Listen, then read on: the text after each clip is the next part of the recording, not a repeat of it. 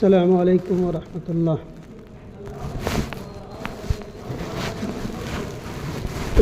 حاضرین جمعہ، پچھلے خطبہ میں نے مختصراً شادی، بیاہ، نکاح، جہیز کی لعنت پر مختصراً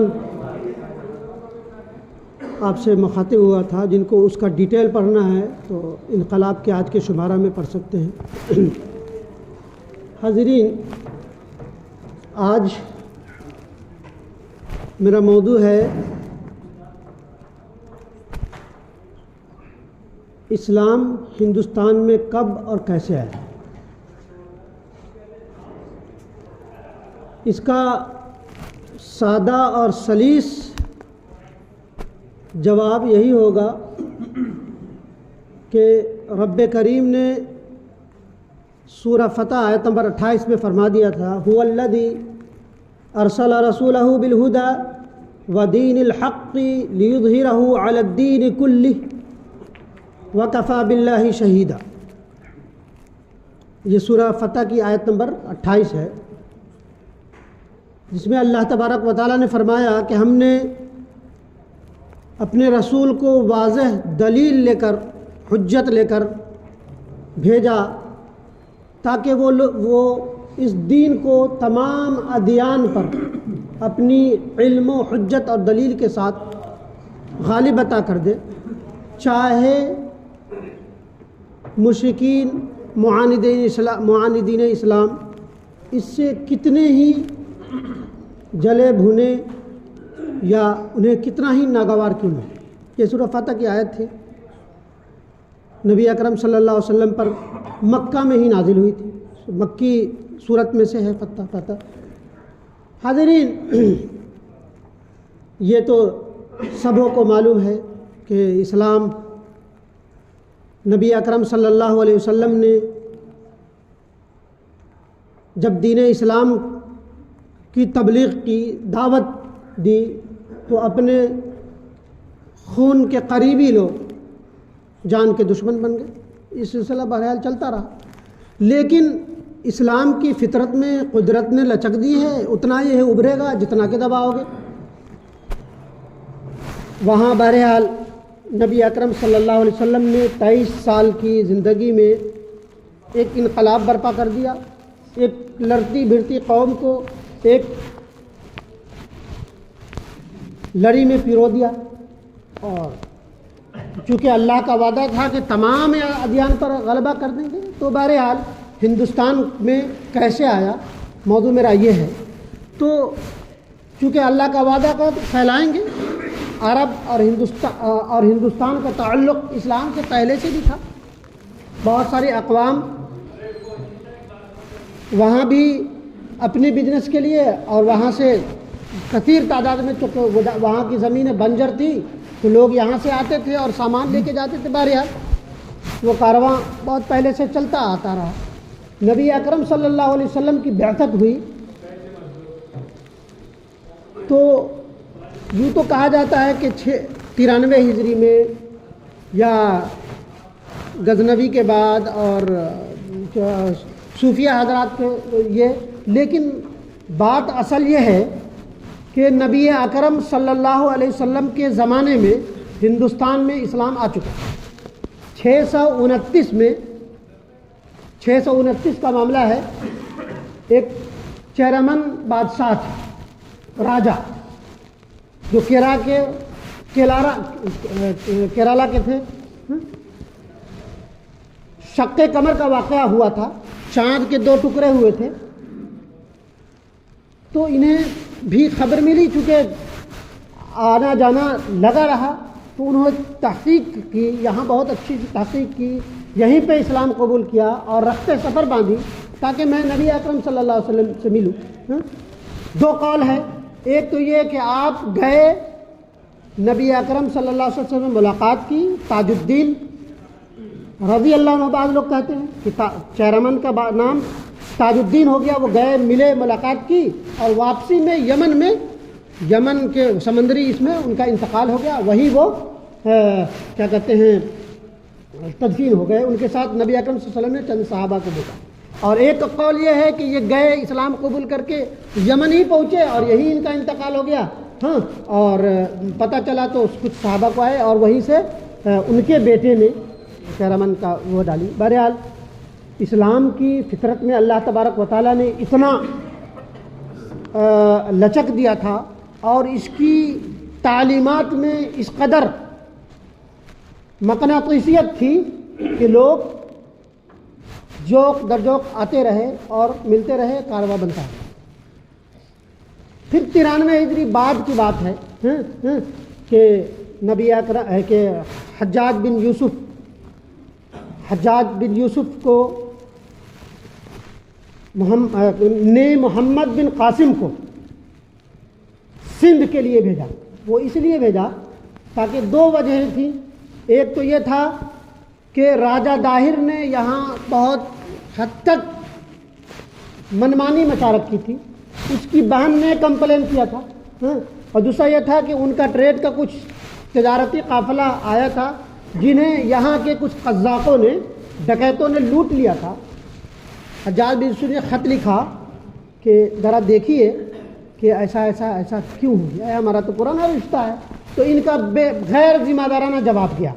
راجہ ظاہر کا، تو ادھر سے بس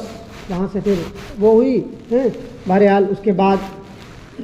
اس میں نظام الدین رحمہ اللہ، معین الدین چشتی، اور اس کے علاوہ جو سید بڑے بڑے عبقری جو وہ ہیں کہ ان کے ذریعے سے اسلام کو، لیکن یہ پھیلنے کی وجہ صرف تجارتی قافلہ یا وہ نہیں تھا، وہ مقصود الہی تھا وہ، اور اس کے جو تعلیمات میں اس قدر لگاؤ تھی کہ لوگ آتے گئے، کارواں بنتا گیا۔ بہرحال دو واقعات کہ اسلام کے پھیلنے کی وجہ یہ تھی ہندوستان میں، چونکہ یہاں اس قدر ظلم و تعدی تھا، اس قدر اتار چڑھاؤ تھا، اس قدر اونچ نیچ اور نہ جانے کون کون سی خرافات وہ تھی۔ اس کے لیے ضروری ہے اس کے اسلام کے پھیلنے کی وجہ اسلام میں اس تیزی سے کہ کچھ لوگ آئے اور اتنی بڑی آبادی پھیل گئی، اس کی وجہ یہ تھی کہ یہاں شودر ایک اور ایک برہمن، دو بڑی قوم، یہ تو چار ہے لیکن شودر اور برہمن کا بڑا چولی دامن کا وہ رہا ہے بہت پرانا۔ تو معاملہ یہ تھا کہ شودر اگر کسی کو قتل کر دے تو اس کو سزائے موت، اور اگر برہمن کر دے تو بس کہا جاتا ہے کہ اگر کسی شودر کو برہمن کر دیا جائے تو میڈک، کوا، الو، اس طرح کی سزا اس کے برابر سزا دی جاتی تھی، اور وہ اگر یہ اونچ نیچ تھی۔ اگر کسی شودر نے یہ دعویٰ کر دیا کہ ہم برہمن کو پڑھا سکتے ہیں، علم نالج دے سکتے ہیں، تو اس کو سزائے موت تھی، یا نہیں تو اس کے زبان کو تالو سمیت کھینچ دیا۔ اسی طرح ہنٹر وغیرہ میں بھی یہ لکھا ہے کہ اگر اس نے اگر پڑھنے کی، پڑھانے کی یا مذہبی کتاب کو اسلوک پڑھ لی تو معاملہ یہ تھا کہ ان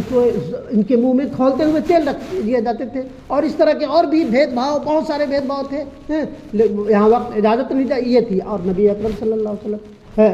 کے صحابہ کرام اور اسلام کی جب وہ آئی تو اسلام میں اس قدر لچک تھی کہ کون مسلم ہے، کون دوسرے مذہب کا ماننے والا ہے، کون اونچا ہے، کون نیچا ہے، کون کالا ہے، کون گورا ہے، کسی کی تفریق نہیں تھی۔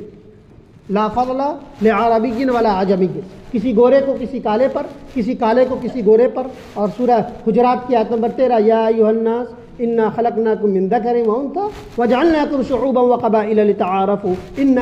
اکرمکم عند اللہ اتقاکم۔ اے لوگوں، ہم نے تم سب کو ایک مرد آدم اور ایک عورت حوا سے پیدا کیا، تم بے قبیلے، خاندان، گروہ، ذات، دھرم اور دوسرے اس میں اس لیے بانٹ دیا تاکہ تم ایک دوسرے کو پہچان سکو اور ایک دوسرے کے کام آ سکو۔ اس قدر جاذبیت تھی کہ لوگ آتے گئے، اور اس میں چونکہ چہرمن کے ساتھ اور بھی کئی ایک راجہ نے رخت سفر باندھا تھا حضرت عمر کے زمانے میں، اور اس میں وہ آئے ہیں مالک بن دینار، جن کے بارے میں کہا جاتا ہے کہ وہ ایک تو قول ہے کہ وہ تابعی تھے، لیکن یہ ہے کہ تحقیق طلب ہے کہ وہ صحابی میں سے تھے، وہ بھی یہاں ہندوستان آئے تھے ہیں، راجا کسی راجا کے سامنے تبلیغ کے خاطر ہیں۔ تو بہرحال اس قدر وہ تھی، اپناپن تھی، اور اس قدر غربت کی، دکھ درد کے مداوا کا ایک بہت بڑا یہ تھا کہ لوگوں کے اندر اچوتا نظر آ۔ محمد بن قاسم نے تو یہ کہا کہ جو تو آئے کہ فوج کشی کر کے ان کو زیر دینے، لیکن دیکھتے ہی دیکھتے اس وقت اس میں پیغمبر کا کچھ نام کنسیپٹ نہیں تھا، تو یہاں محمد بن قاسم کی شخصیت کو 17-18 سال کے کردار کو دیکھ کر کے یہ یہاں کے لوگ انہیں دیوتا، میسنجر کے دیوتا سے تشبیہ دی، اور کہا جاتا ہے کہ بہت سارے مندر میں ان کے یہ بنا کر کے رکھ دیے گئے کہ یہ دیوتا ہیں اس طور کے نوجوان۔ بہرحال ایک واقعہ، ایک کتاب ہے رحمت للعالمین جس کے مصنف ہے قاضی سلیمان منصور پوری، اور ایک واقعہ ہے سید مفتی کاندھولی، نام ابھی میں تھوڑا سا کنفیوز ہو رہا ہوں، ہے بڑے عبقری کے شاگرد کاندھولی تھے، دونوں کا واقعہ، کہ اس کے پھیلنے کی وجہ یہ تھی کہ حضرت سلیمان منصور پوری صاحب رحمت للعالمین نے اپنی کتاب میں لکھا ہے، ان کے علامہ ابو الحسن الندوی میں، کہ کیونکہ یہ جسٹس تھے، قاضی القضات تھے پٹیالہ کے، تو ان کے پاس ایک کیس پہنچا، ایک بنیا، ایک مسلمان بنیا نے لاکھوں، اس وقت 80-85 ہزار کا انویلپ لے کے کہا کہ دیکھ لیجیے گا، جب فیصلہ دیتے وقت تھوڑا سا شفقت کی نظر ڈالی تو چلنے لگے، تو کہا کہ یہ کیا ہے، تو کہا کہ یہ اٹھا لیجیے، یہاں پر یہ سب چیزیں نہیں چلتی، اور بہرحال کہ اگر آپ کا ملزم اگر مجرم نہیں ہوا تو ہماری عدالت اسے کوئی سزا نہیں دی۔ دوسرا واقعہ یہ کہ مفتی کاندھولی رحمہ اللہ کہ کاندھلا میں ایک زمین تھی، ذرا ایک صاحب کا، ایک کمیونٹی کا کہنا تھا کہ یہ میری زمین ہے، ایک کا تھا کہ ہماری زمین ہے، ہندو مسلمان کا معاملہ ہو گیا۔ چونکہ انگریز کی حکومت تھی، کہا کہ اب کیسے فیصلہ کیا، برا کئی وہ ہوئے، اس کا کوئی فیصلہ نہیں ہوا، تو ہندو ہی نے ایک کہا کہ فلاں صاحب، علامہ صاحب ہیں، ان کو گواہی کے لیے پیش کر دیجیے، وہ جو کہیں گے ہم مان لیں۔ وہ آتے ہیں جج کی عدالت میں، کہتے ہیں کہ بات تو اصل یہ ہے کہ یہ جو زمین ہے وہ ہندو مسلمان بہت زیادہ وہ ہو گئے، نراش ہو گئے، اور وہ ہو گئے، پزمردگی کے شکار ہوئے، ہندو میں کچھ جذباتیت میں وہ ہوئی۔ تو جج جو کہہ رہا ہے کہ دیکھو، آج گرچہ مسلمان ہار گئے لیکن اسلام ہار گیا، وہ اسلام جیت گئے، مسلمان ہار گئے، اسلام جیت گیا۔ اور دیکھتے ہی دیکھتے جو لوگ 20-25 سال سے لڑ رہے تھے، یہ واقعہ کو دیکھا کہ دیکھیے ایک علامہ، ایک داڑھی والا، ایک یہ ہمارے حق میں فیصلہ کر دیا، کیا متاثر کن مذہب ہے، کیا چیز ہے۔ تو وہ جتنے لوگ تھے سب کے سب اس وقت کلمہ شہادت پڑھی، اور وہاں پر مسجد کی بنیاد تھی۔ تو یہ جاذبیت تھی، یہ انسیت تھا، یہ انصاف تھا، یہ مساوات تھا، جس کی بنیاد پر اسلام پھیلا۔ بہرحال یہاں تفصیل کا وقت نہیں، انشاءاللہ اس کو تفصیل کے ساتھ ہم تحریری شکل دیں گے، اگلے